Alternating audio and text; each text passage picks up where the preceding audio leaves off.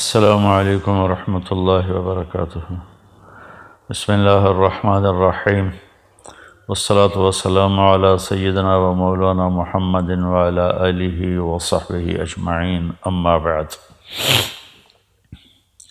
فاعوذ باللہ من الشیطان الرجیم، بسم اللہ الرحمن الرحیم۔ یا ایہا الذین آمنوا کتب علیکم الصیام کما کتب علی الذین من قبلکم لعلکم تتقون۔ اللہ کا لاکھ لاکھ شکر ہے، احسان ہے کہ رمضان شریف کے پہلے 10 دن اللہ تعالیٰ نے عافیت سے گزروا دیے۔ جن بھائی بہنوں نے روزے رکھے اللہ انتہائی قبول فرمائے، تراویح پڑھی اللہ قبول فرمائے۔ جن بھائی بہنوں کی بیماری کی وجہ سے چھوٹ گئے اللہ ان کو صحت کاملہ نصیب فرمائے۔ جن کے سستی کی وجہ سے چھوٹ گئے اللہ تعالیٰ ان کو اپنے خزانوں سے توبہ کی توفیق عطا فرمائے اور ان کی اس کمی کو بھی اللہ تعالیٰ معاف فرمائے۔ تو سب کے لیے دعا کرتے ہیں۔ تو اللہ تعالیٰ نے رمضان المبارک کا مہینہ، علماء ایک جگہ میں نے پڑھا تھا، یہ حدیث تو نہیں ہے، ویسی بعض علماء کا قول ہے کہ رمضان المبارک کی 12 مہینوں میں وہ فضیلت اور انفرادیت ہے جیسے یوسف علیہ السلام کی 12 بھائیوں میں، یوسف سمیت 12 بنتے تھے، تو جیسے ان 12 بھائیوں میں یوسف علیہ السلام ایک نمایاں حیثیت رکھتے تھے، اسی طرح ان 12 مہینوں میں رمضان المبارک اپنی ایک انفرادی حیثیت رکھتا ہے کہ کتنی بڑی فضیلت کی بات ہے کہ جنت کے دروازے کھول دیے جاتے ہیں، جہنم کے دروازے بند کر دیے جاتے ہیں، اللہ کا عرش پہلے آسمان پر آ جاتا ہے اور پکار ہوتی ہے، کوئی مانگنے والا ہے، کوئی توبہ کرنے والا ہے، کوئی بخشش چاہنے والا ہے، اور ایک فرشتہ پکارتا ہے نیکی کے چاہنے والے آگے بڑھ، اور دوسرا فرشتہ پکارتا ہے برائی کے کرنے والے پیچھے ہٹ اور بس کر۔ اللہ نے اس رمضان کی ایک اور بھی بڑی خوبصورت فضیلت رکھی ہے کہ اس میں جس کا انتقال ہو جائے، دوزخ کے دروازے تو بند ہیں اور قبر میں حساب بھی نہیں ہوتا، منکر نکیر بھی نہیں آتے، اگر وہ ایمان پہ اس کا خاتمہ ہوا ہے تو وہ کتنا ہی ہماری نظر میں غلط آدمی ہو لیکن اللہ کے ہاں اس کی بخشش ہو جاتی ہے۔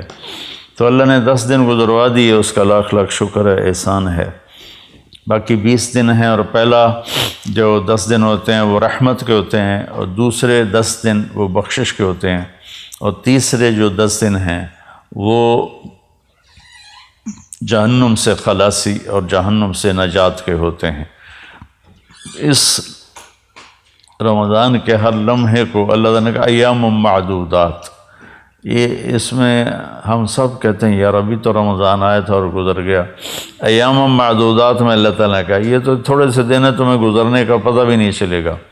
روزہ تو بنو اسرائیل کا تھا جو افطاری سے افطاری تھا، 24 گھنٹے کا روزہ تھا، اور بیویاں بھی ان پر حرام ہوتی تھی۔ اللہ نے ہمارے لیے تو آسانی فرما دی ہے، افطاری اور سحری رات اللہ تعالیٰ نے ہر حلال کو حلال کر دیا۔ تو میرے بھائی بہنوں، میرے عزیزوں، میرے پاکستانی بہن بھائیوں، میں پوری امت مسلمہ سے بات کرنے کی نیت کرتا ہوں کہ ہر آنے والا دن ہماری زندگی کو کاٹ کے لے جا رہا ہے اور ہم تیزی سے اللہ کی طرف بڑھ رہے ہیں۔ افلا، ایک حدیث یاد آ گئی زمانے کے بعد، انکم فی زمان ہدنا وان السیر بکم لسریع افلا ترون الی اللیل والنہار یقربان کل بعید ویبلیان کل جدید ویاتیان بکل موعود۔ قال مقداد رضی اللہ تعالی عنہ والحزن یا رسول اللہ، قال دار بلاء وانقطاع وإذا التبست عليكم الأمور كقطع الليل المظلم فعليكم بالقرآن فإنه ماحل مصدق وشافع مشفع من جعله أمامه ساقه إلى الجنة ومن جعله خلفه ساقه إلى النار أو كما قال عليه الصلاة والسلام۔ میرے نبی نے فرمایا کہ تم ہدنہ کے زمانے میں ہو، تم دیکھتے نہیں ہو کہ دن رات کتنی تیزی سے آنے والے وقت کو قریب لا رہے ہیں، اور تیزی کے ساتھ وہ ہماری جوانی کو بڑھاپے کی طرف تبدیل کر رہے ہیں، اور تیزی کے ساتھ اللہ کے وعدے کو قریب لا رہے ہیں، یعنی قیامت، اور قیامت کے بعد حساب کتاب۔ تو مقداد رضی اللہ تعالیٰ نے پوچھا یا رسول اللہ ہدنہ کیا ہے؟ تو آپ نے فرمایا مصیبتوں کا گھر اور مٹ جانے والا گھر، یہ ہے ہدنہ، یعنی یہ دنیا۔ تو جب ایک ایسا وقت آئے تم پر کہ ہر چیز تمہارے اوپر کھل نہ سکے اور اندھیرا چھا جائے، تمہیں سمجھ میں نہ آئے میں اب کیا کروں، کدھر جاؤں، فعلیکم بالقرآن، تو تم قرآن کو مضبوطی سے تھام لینا، کہ یہ وہ جھگڑا کرنے والا ہے جس کا جھگڑا اللہ تسلیم کرے گا، وہ سفارشی ہے جس کی سفارش اللہ تسلیم کرے گا، جو اسے آگے رکھے گا یہ اسے جنت میں پہنچائے گا، جو اسے پیچھے رکھے گا یہ اسے دھکا دے کے جہنم میں گرائے گا۔ تو اللہ تعالیٰ نے ہماری خوش قسمتی کہ ہمیں قرآن دیا جو آج تک محفوظ ہے، اس کا ایک ایک لفظ محفوظ ہے، اس کے زیر زبر تک محفوظ ہیں۔ تو باقی کتابیں تو تبدیل ہو گئیں، ان کے ترجمے ہو گئے، لیکن قرآن ایک ایسی کتاب ہے جو دنیا میں سب سے زیادہ پڑھی جاتی ہے، یاد کی جاتی ہے۔ کتنا بڑا معجزہ ہے کہ چھوٹا سا بچہ پاکستانی جس کو پتہ بھی نہیں کہ میں کیا پڑھ رہا ہوں، 7 سال کی عمر میں وہ قرآن یاد کر لیتا ہے، اور 70 سال کی عمر میں بھی یاد کر لیتا ہے۔ تو میرے بھائی بہنوں، یہ ہے اللہ کا پیغام، ہم نے اللہ کے بندوں کو جا کر سنانا ہے کہ اس مختصر زندگی میں ہم اللہ کو مان لیں۔ اور اللہ نے ہمیں امت وسط بنایا ہے، وَكَذَلِكَ جَعَلْنَاكُمْ أُمَّةً وَسَطًا، نہ ہمارے اندر زیادتی اللہ چاہتا ہے نہ کمی چاہتا ہے۔ زیادتی اور کمی سے مراد ہے کہ عبادات میں اتنا کھب جانا کہ دنیا ہاتھ سے چلی جائے، یا دنیا میں ایسے کھب جانا کہ آخرت ہاتھ سے چلی جائے۔ اللہ نے یہ ہمارے لیے نہیں بنایا کہ وَكَذَلِكَ جَعَلْنَاكُمْ أُمَّةً وَسَطًا، تم اعتدال کی امت ہو۔ تو عبادت کرتے کرتے دل میں ایک تکبر سا آ جاتا ہے، اور آدمی نہ داڑھی والا آدمی کسی کلین شیو کو دیکھتا ہے تو ایک لاشعوری کراہت اس کے دل میں پیدا ہو جاتی ہے۔ برقع والی پردہ خاتون جب کسی بے پردہ عورت کو دیکھتی ہے تو اس کے دل میں ایک لاشعوری کراہت اور ایک لاشعوری اس کی کمی پیدا ہو جاتی ہے۔ ایسے ہم کسی کو کمیوں کا، نمازی آدمی بے نمازی کو دیکھتا ہے۔ تو میرے بھائی بہنوں، اپنے روزوں کی حفاظت کرو، اپنی عبادات کی حفاظت کرو، سب کے عیب دیکھنے سے اپنے آپ کو اندھا کر لو، اور سب کی برائی سننے سے اپنے آپ کو بہرا کر لو، اور سب کی برائی بولنے سے اپنے آپ کو گونگا کر لو، تو اللہ کی قسم آپ کا دل سورج کی طرح روشن ہو جائے گا۔ اب وہ فرید الدین عطار رحمۃ اللہ علیہ کا ایک شعر ہے، لب بند و چشم بند و گوش بند گرنہ بینی نور حق برما بخند، اپنی آنکھوں کو روک لے غلط دیکھنے سے، اپنے کانوں کو روک لے غلط سننے سے، اپنی زبان کو روک لے غلط بولنے سے، پھر اگر تیرا دل روشن نہ ہو تو مجھے آ کے پکڑ لینا۔ تو ہمارے معاشرے میں ماشاءاللہ عبادات بہت ہیں، لیکن اس کی حفاظت بہت کم ہے۔ ایک غیبت کا بول سارے دن کے روزے کو لے کے چلا جاتا ہے، ایک حقارت کی نظر وہ سارے دن کی بھوک اور پیاس کو لے کے چلی جاتی ہے۔ عیسیٰ علیہ السلام تشریف لے جا رہے تھے، ان کے ساتھ ان کے صحابہ تھے، اوپر پہاڑ کی چوٹی پہ ایک ڈاکو رہتا تھا۔ تو اس نے جب عیسیٰ علیہ السلام کو دیکھا تو اس سے ندامت ہوئی، اور اس نے وہیں بیٹھ کے توبہ کی، یا اللہ آج کے بعد میں توبہ، میں کوئی ڈاکہ نہیں ڈالوں گا، اور میں تیرے نبی کے ساتھ رہوں گا۔ نیچے آیا اور ساتھ چلنے لگا۔ تو عیسیٰ علیہ السلام کے صحابہ میں سے ایک کی ایسے نظر پڑی، اور تو اس کو یوں دیکھا، کہاں صرف اتنا کہا حقارت سے، مطلب یہ تو ادھر کدھر آ گیا۔ تو اسی وقت جبریل اترے اور انہوں نے کہا کہ اے روح اللہ، اللہ تعالیٰ فرما رہے ہیں آپ کے پیچھے 2 آدمی ہیں، ایک آپ کا صحابی ہے اور ایک میرا بندہ ہے گناہ گار۔ تو آپ ان دونوں سے کہیں کہ فَلْيَسْتَأْنِفَ الْعَمَلَ، کہ دونوں کے دونوں نئے سرے سے اپنے عمل کو، زندگی کو شروع کریں۔ جو آپ کا صحابی ہے اس کے سارے عمل میں نے رد کر دیے، ایک میرے بندے کو حقیر سمجھنے کی وجہ سے، اور وہ جو ڈاکو ہے اس کے سارے گناہ میں نے معاف کر دیے ندامت کی وجہ سے۔ تو اب دونوں زیرو ہیں، ایک کی جو بیلنس شیٹ ہے اس میں سے ساری نیکیاں مٹ گئیں، کسی کو حقیر سمجھا، دوسرے کی بیلنس شیٹ سے سارے گناہ مٹ گئے کہ ندامت آئی، 2-4 آنسو ٹپکے اور وہ ساتھ ہو لیا۔ ہم اپنے اس روزے کی تلاوت کی کتنی ماشاءاللہ لوگ ہمت کرتے ہیں، تو کئی تو ایک دن میں پورا قرآن ختم کر دیتے ہیں۔ تو اس کی حفاظت بھی کرنی ہے کہ ہماری آنکھیں عیب نہ دیکھیں، ہماری زبان غیبت سے بچے، ہمارے کان برائی سننے سے بچیں۔ معاذ اسلمی رضی اللہ تعالیٰ عنہ کو حد لگی اور وہ ان کو سنگسار کیا گیا، تو 2 صحابی آپس میں باتیں کر رہے تھے کہ اچھا بھلا اللہ نے پردہ ڈالا تھا، اپنے آپ کو اس نے ننگا کیا اور رسوا ہوا، آپ نے سن لیا۔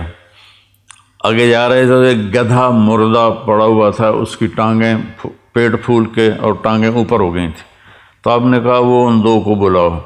جب وہ آئے تو آپ نے فرمایا کہ یہاں بیٹھ جاؤ اور اس کو کھا لو۔ وہ کہنے لگے یا رسول اللہ یہ آپ کیا فرما رہے ہیں، مرا ہوا حرام مردار ہم کیسے کھائیں؟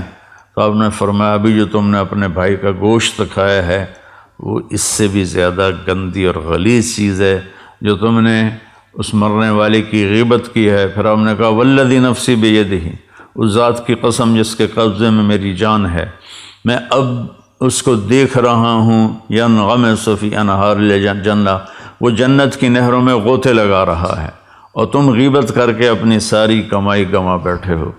تو میرے بھائی بہنوں، روزے کی حفاظت کریں، غیبت چھوڑیں، گالیاں چھوڑیں۔ ہمارے معاشرے میں اذا تصابت امتی سقطت من عین اللہ، جب میری امت ماں بہن کی گالیوں پر آ جائے گی تو اللہ کی نظروں سے گر جائے گی۔ تو مہربانی کر کے ہم اپنی زبان کو میٹھے بول سے سجائیں، جو ہماری برائی کرے ہم اس کی اچھائی کریں، جو ہمیں گھٹیا سمجھے ہم اسے اچھا سمجھیں، جو زیادتی کرے ہم اسے معاف کریں۔ تو اللہ کی قسم اللہ آپ کا کفیل بھی بن جاتا ہے، وکیل بھی بن جاتا ہے، اور رقیب بھی بن جاتا ہے، حفیظ بھی بن جاتا ہے، شہید بھی بن جاتا ہے، ولی بھی بن جاتا ہے، نصیر بن جاتا ہے، سارے اللہ کے جو نام کفا باللہ علیما، کفا باللہ ہادیم و کفا بربک ہادیم و نصیرا، کفا باللہ شہیدا، کفا باللہ رقیبا، کفا باللہ ولیہ، الیس اللہ بکاف عبدا فسیکفیکہم اللہ هو السمیع العلیم۔ ان ساری آیات کا خلاصہ کرو تو اللہ کہتا میں تیرے ساتھ ہوں۔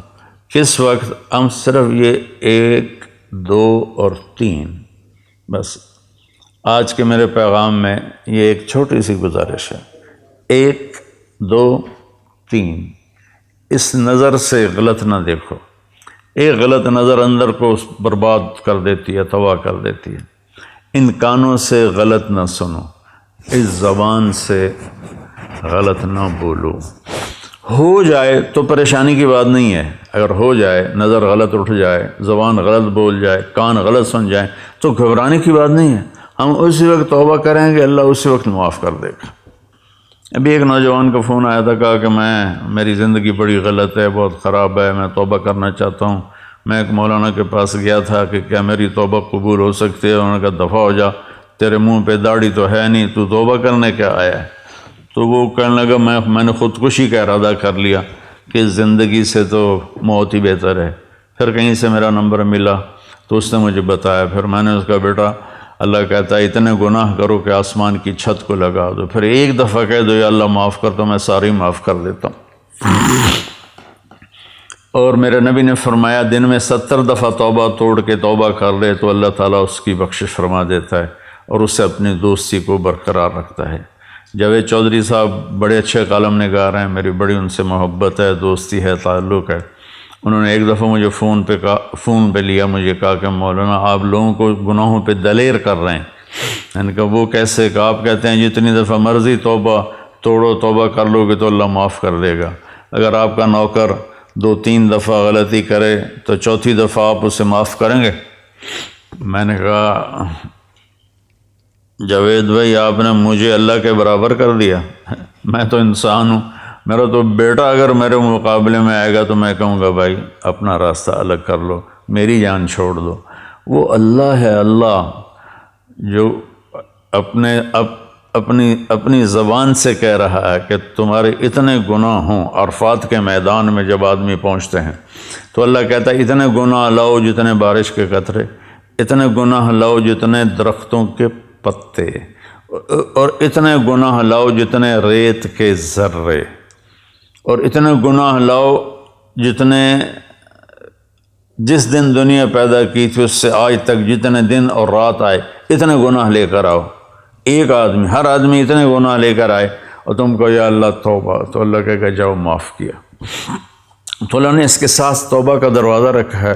بعض اوقات شیطان نا امید کر رہتا ہے جی میری تو زبان پھسل جاتی ہے، گالی نکل جاتی ہے، غیبت ہو جاتی ہے، یا میری نظر غلط اٹھ جاتی ہے، تو بھائی جہاں غلطی ہو وہیں توبہ کرو، اللہ اسی وقت معاف کر دیتا ہے، کھڑے کھڑے معاف کر دیتا ہے۔